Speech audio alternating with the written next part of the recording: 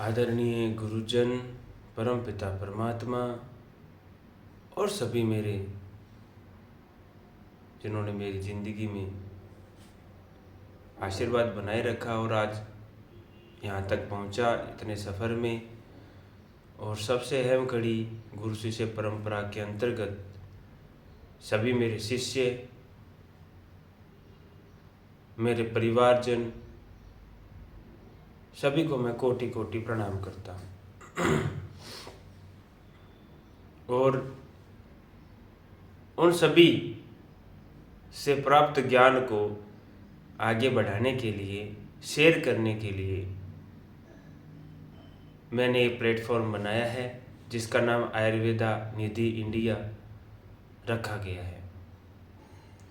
ये प्लेटफॉर्म 2.5 साल पहले बना दिया गया था, लेकिन इसमें मैंने खूब सारे विचार किया, विमर्श किया कि ये किस तरह बनना चाहिए, कहीं ये गलत ना हो जाए, क्योंकि हमारे आयुर्वेद में जो ज्ञान है और किस तरह हम आज की जनरेशन को दें, बहुत ही विचार करना पड़ता है। तो मेरा उद्देश्य यही है कि जो मेरे पास जो मेरे गुरुजनों ने मुझे आशीर्वाद स्वरूप ज्ञान दिया है, वो इसे YouTube के प्लेटफॉर्म से मैं सबको देना चाहता हूँ। और इंटरनेट के द्वारा हम यूनिवर्सल हो जाते हैं, ये एक बहुत अच्छी बात है। ज्ञान का माध्यम किस तरह, किस रूप में जाना चाहिए, ये गुरु शिष्य परंपरा के अंतर्गत गुरु और शिष्य दोनों पर अहम भूमिका निभाता है। मैं कोई नकारात्मक बात नहीं करना चाहता, क्योंकि ज्ञान की कोई सीमा नहीं है, ज्ञान की कोई उम्र नहीं है।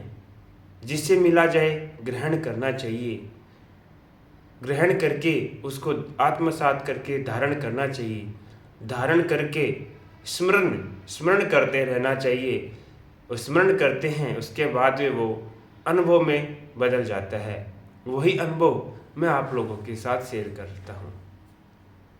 और आचार्य चरक कहते हैं, अध्ययन अध्यापनम संभाषा परिषदम, ये ज्ञान के 3 उपाय हैं। अध्ययन किया, गुरुजनों ने जैसा बताया, और ये मैं बताना चाहता हूँ, मेरे गुरुजनों पे मुझे एक रत्ती पर भी संशय नहीं है। मेरे गुरुजनों ने मुझे, चाहे वो मेरे प्राथमिक शिक्षा के संस्कृत गुरु हो, चाहे वो माध्यमिक शिक्षा के हमारे इंग्लिश टीचर हो, उसके बाद में हाँ एलन में पढ़ा था, एलन में भी मुझे गुरु मिले। और जब महाविद्यालय पहुँचे आयुर्वेद, वहाँ पर भी मुझे गुरु मिले। हर जगह गुरुओं ने इस तरह आशीर्वाद दिया, तो मुझे लगता है कि वो मुझे कोई पूर्व जन्मों के आशीर्वाद फल मिला है। मैं फिर गुरुजनों को कोटि कोटि प्रणाम करता हूँ। और जहाँ भी गुरुजनी मेरी वीडियो देखेंगे, मैं गुरुजन से कहना चाहूँगा, मैं बहुत खुश हूँ, आपके आशीर्वाद स्वरूप अच्छा हूँ और निरंतर उसी आपने जो ज्ञान दिया उसी प्रवाह में आगे चल रहा हूँ। और चाहता हूँ ये ज्ञान पूरे विश्व में जाए, जिसको ज़रूरत है वो उसका यूज करे और ऐसे शिष्य बने, गुरु शिष्य परंपरा जो निस्वार्थ भाव से चलती रहे। तो आज वार शुक्रवार को मैं ये आयुर्वेदा निधि चैनल लॉन्च कर रहा हूँ, सभी के चरणों में समर्पित कर रहा हूँ। इसके वीडियोज आते रहेंगे। मूलतः ये आयुर्वेद के स्नातक विद्यार्थियों के लिए है। छोटी छोटी बातें जो भी मेरा शेयर है, मुझे टाइम मिलेगा मैं सबसे शेयर करता रहूँगा। और उसमें कोई त्रुटि हो, गलती हो तो मुझे ज़रूर बताएं, मैं उसमें फिर सुधार करूँगा। सुधार करते रहेंगे, आयुर्वेद को समझेंगे सही तरीके से, क्योंकि ये शाश्वत है, अनादित्वाद है, स्वभाव संसिद्ध लक्षणत्वाद है। मैं बहुत अच्छा रहेगा। मैं मेरे गुरुजन सभी को मैं याद करना चाहता हूँ और सभी में हृदय में प्रथम स्थान रहे हैं, वे सभी गुरुजनों को मैं कोटि कोटि प्रणाम अवश्य करता हूँ।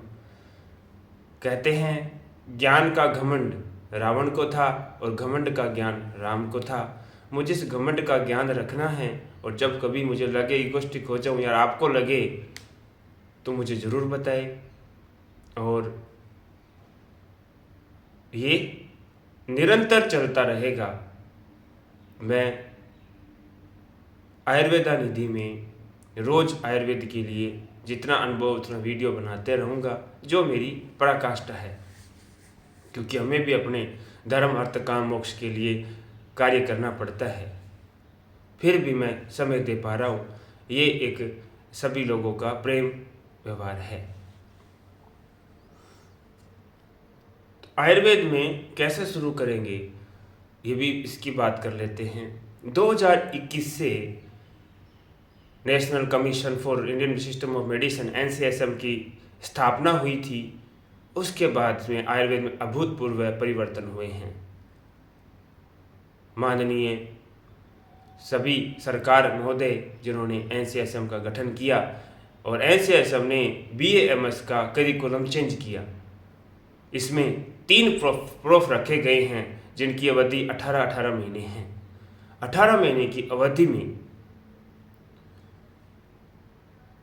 10 परीक्षाएं रखी है, 3 हर सेमेस्टर वाइज किया गया है। पढ़ाने के तरीके चेंज किए गए हैं, मतलब बहुत ही स्टैंडर्ड का हमारे BMS को बनाया गया है। तो हम उसी स्टैंडर्ड के हिसाब से, उसी के हिसाब से, पूरा करिकुलम के हिसाब से मैं आपको चैप्टर वाइज बताता रहूँगा। और कोई भी भाषा हो, 4 चीज़ें बहुत महत्वपूर्ण हैं। ये वीडियो इसलिए भी महत्वपूर्ण है कि आपको आज शुरुआत करनी है आयुर्वेदा निधि के साथ, तो आपको संकल्प करना पड़ेगा कि जिस प्रकार हम छोटे बच्चे होते हैं तो केवल सुनते हैं, गुरुजी बोलते हैं 1 1 1 2 2 2 3 3 3, हम उसको समझते नहीं, केवल सुनते हैं। यानी कि हम कान के द्वारा उस चीज़ को सुनते हैं, और वो गलत और सही ऐसी परीक्षा उस समय नहीं करते। इसलिए जो भी आयुर्वेद के लोग हैं, आयुर्वेद में जीवन जीना चाहते हैं, आपको श्लोक याद करना चाहिए। अब श्लोक में क्या क्या छंद है वो मैं आपको बताते रहेंगे, और अष्टांग हृदय शुरू करेंगे, क्योंकि चरक संहिता, सुश्रुत संहिता काफ़ी लंबे हैं और उसमें समय लगेगा। तो उसके बाद अष्टांग हृदय सबको आत्मसात करना है। पहले क्या करना है? आत्मसात करना है कि आपको क्या पढ़ना है, उसको याद करना है। इसलिए मैंने कल एक वीडियो डाली थी, इसमें पहला श्लोक था उपजाति छंद का, वो उसमें मैंने डाला है उपजाति छंद। ये क्या होता है इसके अलग से वीडियो बताऊंगा, जो हमारे काम आए। अष्टांग हृदय की श्रेष्ठता है, नाति संक्षेप नाति विस्तरम। ज्ञान को इस तरह बताओ, न ज़्यादा शॉर्टकट हो न ज़्यादा लॉन्ग कट हो, उसी तरह मैं आपको बताऊंगा, जो कि मैंने मेरे शिष्यों से सीखा। तो पहला हो गया लिसनिंग। कोई भाषा सीखने तो सुनना पड़ेगा। आप सुनना कितने हो, तो रोज आधा घंटा सुनिए। सुनने के बाद आप पढ़ना सीख जाएंगे, तो रीडिंग आधा घंटा पढ़िए। आधा घंटा पढ़ेंगे, सुनना, पढ़ना, फिर लिखना, आधा घंटा आप लिखिए। लिखने से बहुत अच्छा रहता है। आपको लिखना आता है, कई विद्यार्थियों को लिखना नहीं आता, सुनना आता है। बोलो गुरुजी हम सुन रहे हैं, लिख लेंगे, लेकिन लिखना नहीं आता है तो वो परीक्षा में नहीं लिख पाते। और यहाँ पर जो परीक्षाएं होती है वो लिखित होती है, तो उनके कारण उसमें त्रुटियां रह जाती है। तो पहले सुनना, बोलना, लिखना, सुनना, बोलना, लिखना और पढ़ना, ये चारों बातें आप आयुर्वेद में करेंगे तो कोई भी भाषा, आयुर्वेद ही नहीं कोई भी भाषा आप सीख सकते हैं। ये जरूरी है, याद रहेगा। सुनिए, बोलिए, लिखिए और पढ़िए, ये चारों चीज़ें आवश्यक है। और आधा आधे घंटे का समय दीजिए। अगर आप स्नातक हैं, अभी नए विद्यार्थी हैं, तो आयुर्वेद में समय दीजिए। ये बहुत ही इजी वे है। फिर हम चलते हैं आगे। अष्टांग हृदय, अष्टांग हृदय क्या है ये बाद में इसका अलग से वीडियो बनाया जाएगा। फिर आयुर्वेदा निधि की उद्देश्य क्या है, आयुर्वेद को सही तरीके से जो हमारी विरासत है उसको संभालना और पूरी दुनिया में फैलाने से क्या होगा, कोई ना कोई शिष्य है जो आयुर्वेद को आगे बढ़ाना चाहते हैं, हमारी ऊर्जा उसके साथ जुड़ जाएगी और हम सब मिलकर उसको एक नए स्थापित करेंगे। आयुर्वेदा निधि से क्या फ़ायदा है? आयुर्वेदा निधि से जो आयुर्वेद के लोग हैं, जो सच में आयुर्वेद को आगे बढ़ाना चाहते हैं, उनके लिए बहुत अच्छा प्लेटफॉर्म है। आयुर्वेद निधि में क्या पैसे लगेंगे? नहीं, ये पूर्णतया निस्वार्थ भाव से किया जाने वाला परम कार्य है और ये गुरुजनों का जो आशीर्वाद है, इसमें मेरा कुछ नहीं है, मेरे गुरुजनों का आशीर्वाद है। वही आशीर्वाद मैं आप लोगों से बांटना चाहता हूँ और ये कभी भी जीवन में कभी भी इसका मूल्य नहीं लिया जाएगा।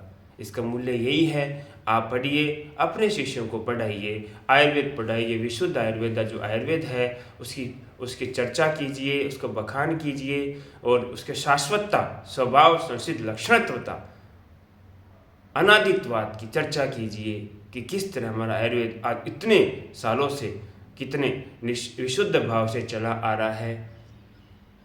तो मैं फिर सभी माता पिता, गुरुजन, परमात्मा, आदरणीय सभी मेरे शिष्यों को मैं इसलिए बहुत मानता हूँ कि शिष्यों के बिना मैं गुरु अधूरा हूँ, क्योंकि मैं ज्ञान किसको दूँ, सुनने वाला तो चाहिए।